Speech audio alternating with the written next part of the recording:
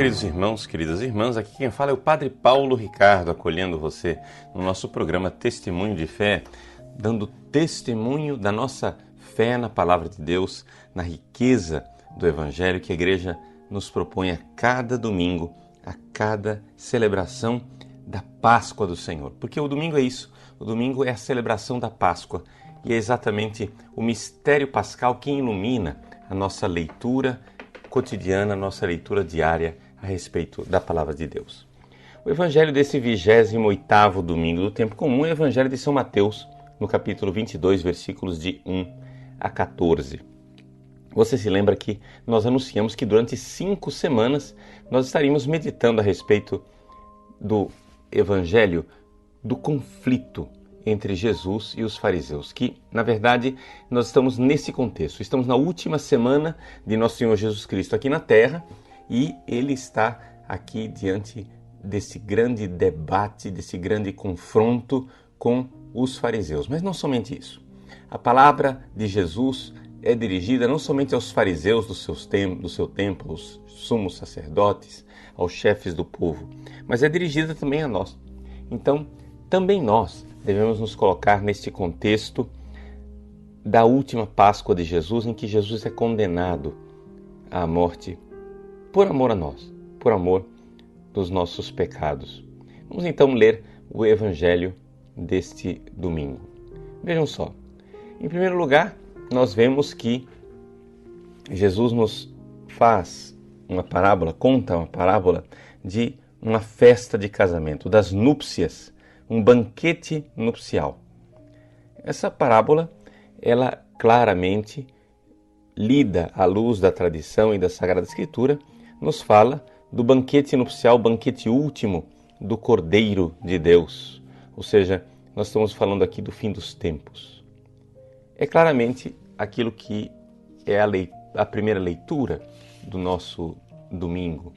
Nós vemos em Isaías 25 a descrição daquele banquete último em que Deus vai enxugar as nossas lágrimas, em que finalmente nós estaremos na casa do Pai, estaremos na casa de Deus.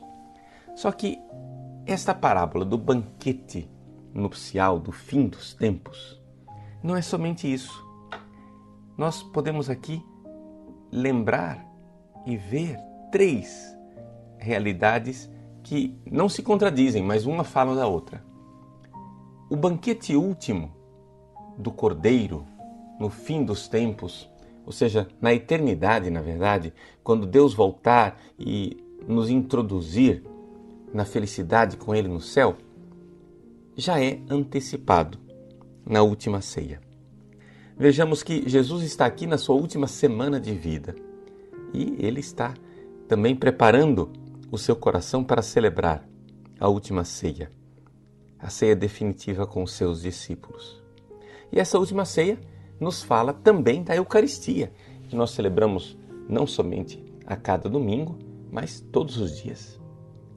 Então, aqui nós temos 3 níveis de leitura diferentes. Nós podemos ler este Evangelho olhando para o banquete definitivo no reino dos céus, podemos ler este Evangelho olhando para a Eucaristia, que nós celebramos todos os dias, celebramos no domingo, e podemos ler esse Evangelho olhando para a última ceia, para a celebração de Jesus, em que Ele se entrega na sua paixão e celebra junto com os seus discípulos. Na verdade, o que une essas 3 possíveis leituras é a última ceia de Jesus. Ou seja, quando Jesus celebra a última ceia com seus discípulos, nós podemos ver nesta última ceia cada celebração eucarística que nós fazemos e podemos ver nela o sinal do banquete derradeiro, do banquete definitivo que virá no fim dos tempos. Então vamos meditar um pouco a respeito desta parábola de hoje, à luz da última ceia de nosso Senhor Jesus Cristo. Vejam o que é que diz o Evangelho. O Evangelho diz assim: o reino dos céus é como a história de um rei que preparou a festa do banquete com seu filho. banquete de casamento do seu filho. E mandou os seus empregados para proclamar, para chamar os convidados para a festa, mas estes não quiseram ir. O rei mandou outros empregados, dizendo: dizei aos convidados, já preparei o banquete, os bois e os animais cevados já foram abatidos e tudo está pronto, vinde para a festa. Mas os convidados não deram a menor atenção. Um foi para o campo, outro para os seus negócios, outros agarraram os empregados, bateram neles e os mataram.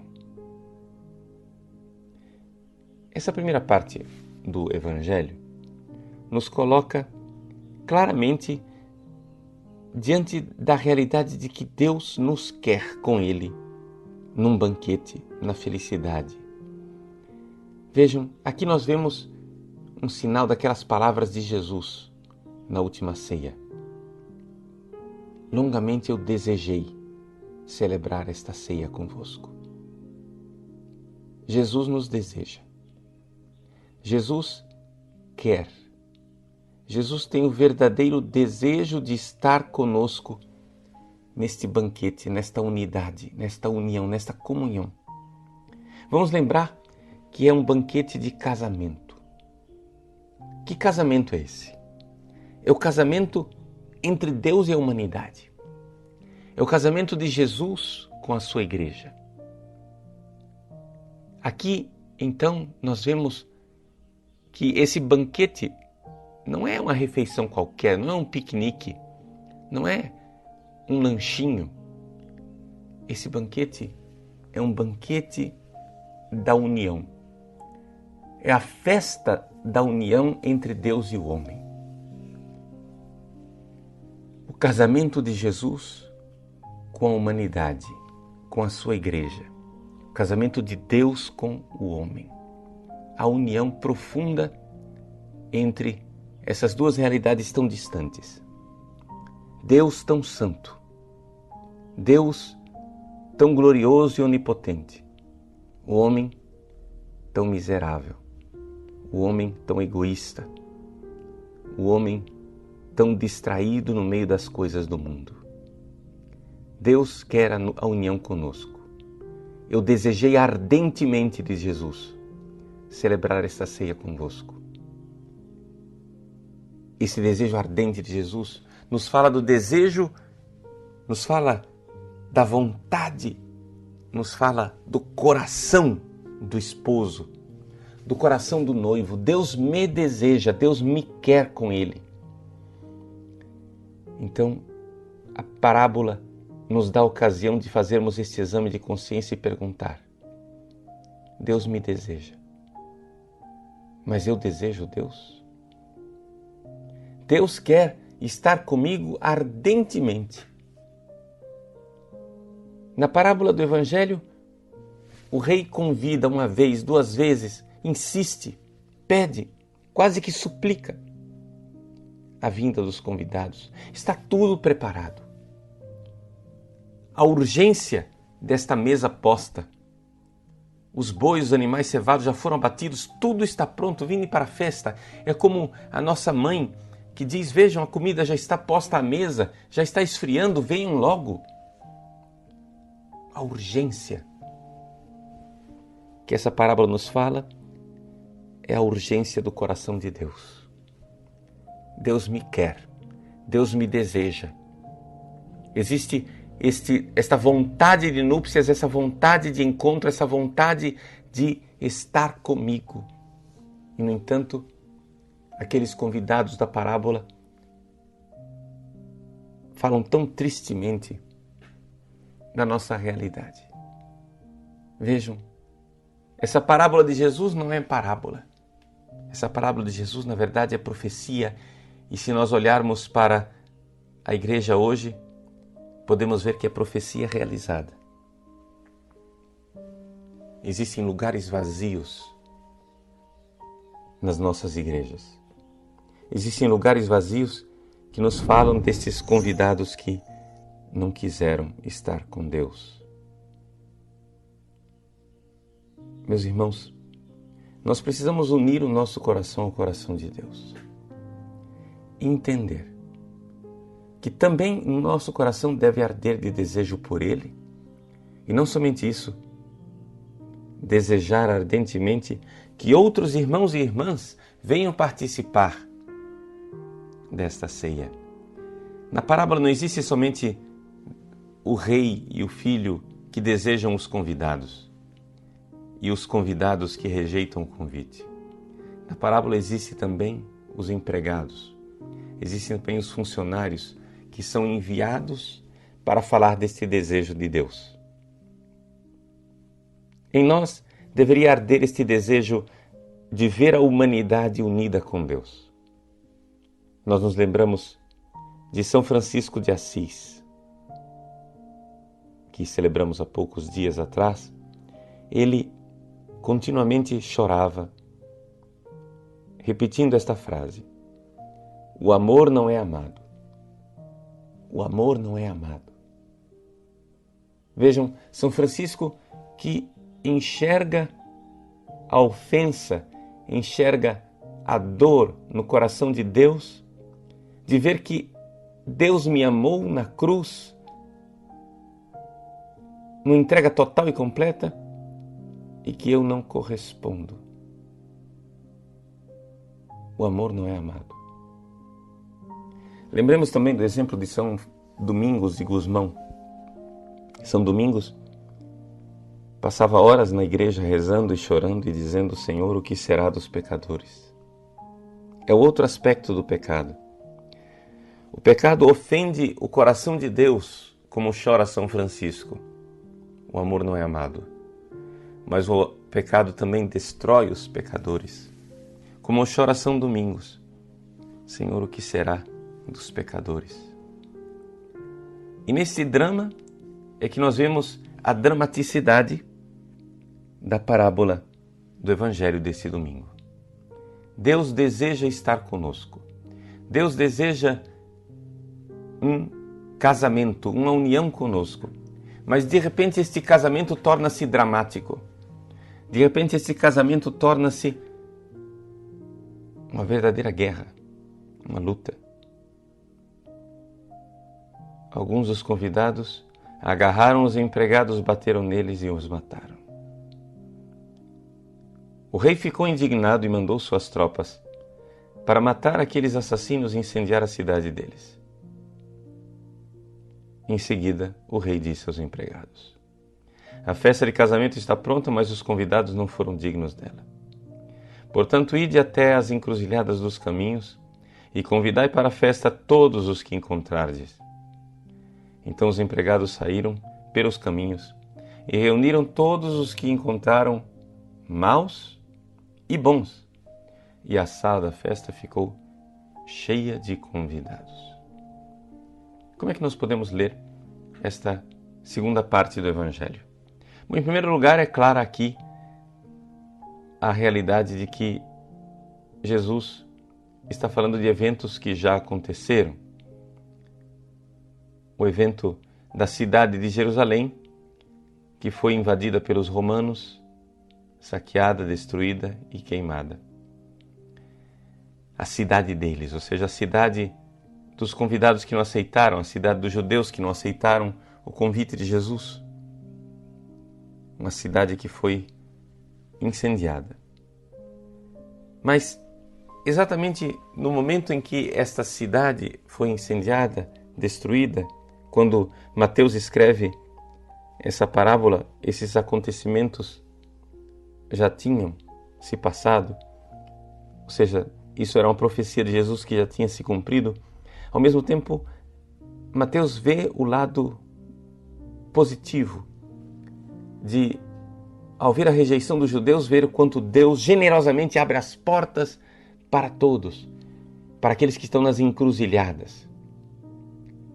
É o chamamento universal.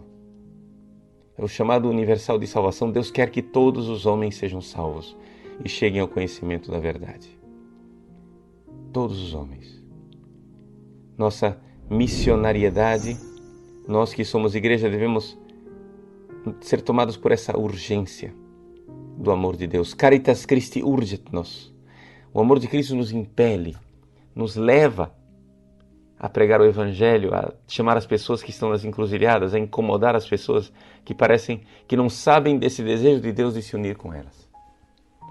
Agora, uma coisa nos surpreende nessa parábola é que a sala do banquete fica cheia de pessoas más e pessoas boas. Se nós formos ler e aplicar isso à nossa vida hoje, nós iremos ver isso. Que, de fato, a igreja está cheia de pessoas boníssimas, como os santos, como o Santo Padre Pio, como a bem-aventurada Teresa de Calcutá, como o bem-aventurado João Paulo II, tantos santos e santas grandiosas e grandiosos, como Santo Antônio de Lisboa. Pessoas que amam a Deus verdadeiramente e que se entregam a Deus com todo fervor.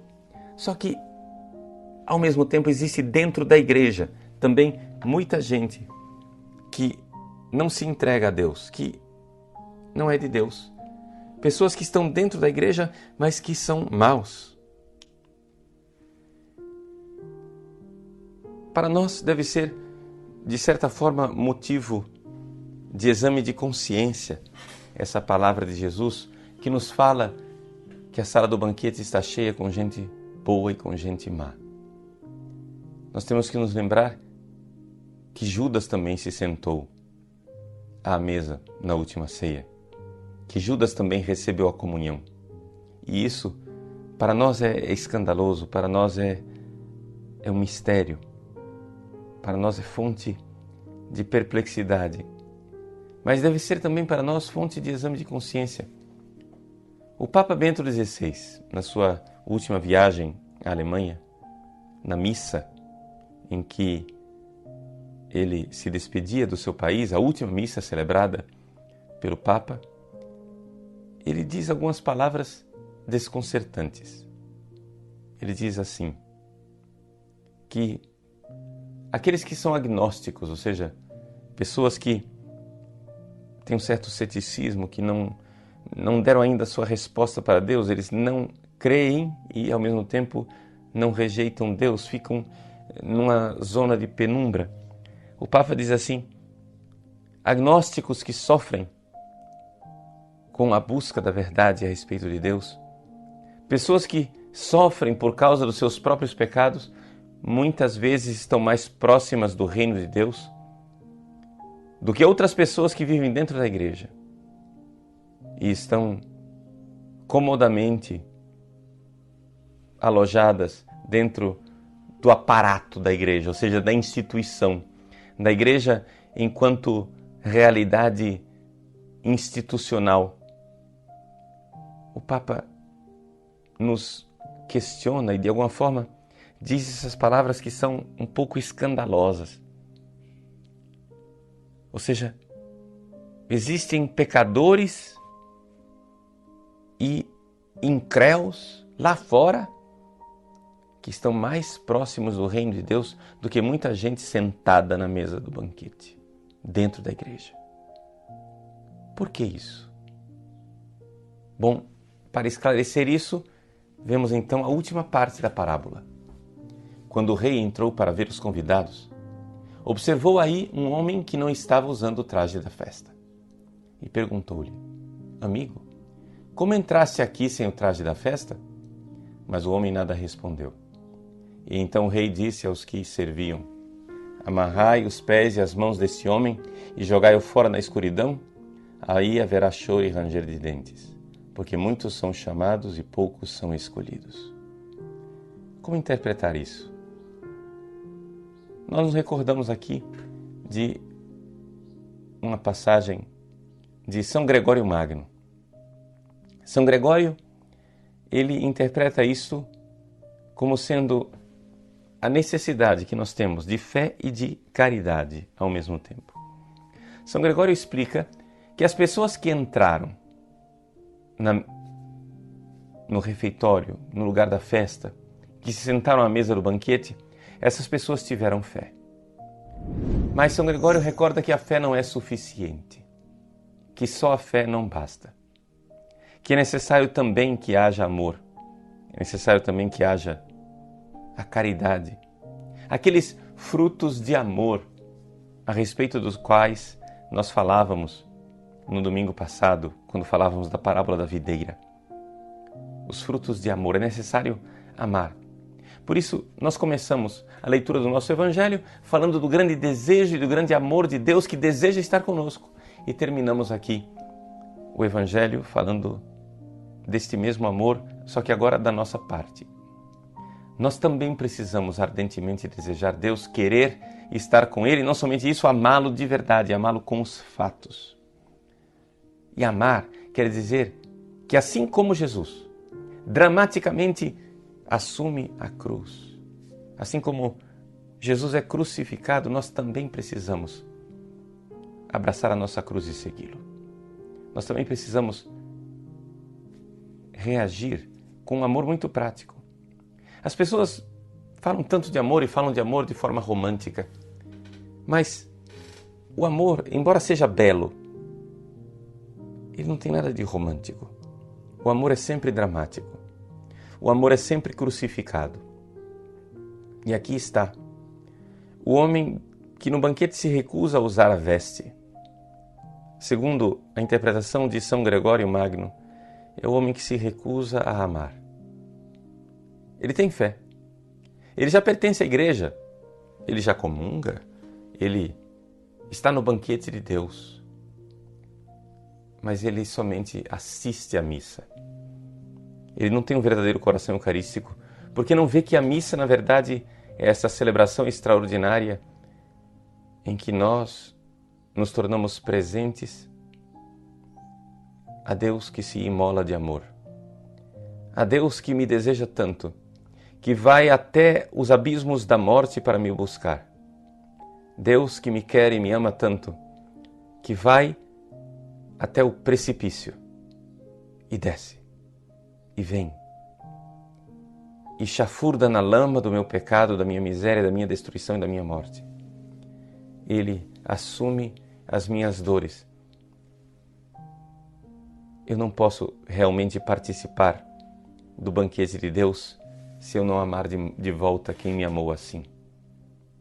Como diz Santo Agostinho, quomodo talem amorem non redamarem. Como eu não vou amar de volta um amor assim? Como não amar de volta? Deus quer ser nosso amigo. E é exatamente o seu amor que propicia a nossa resposta. O amor humano é sempre resposta. Ele nunca é iniciativa. Deus toma a iniciativa de ir nos buscar, de nos convidar. Precisamos nós responder.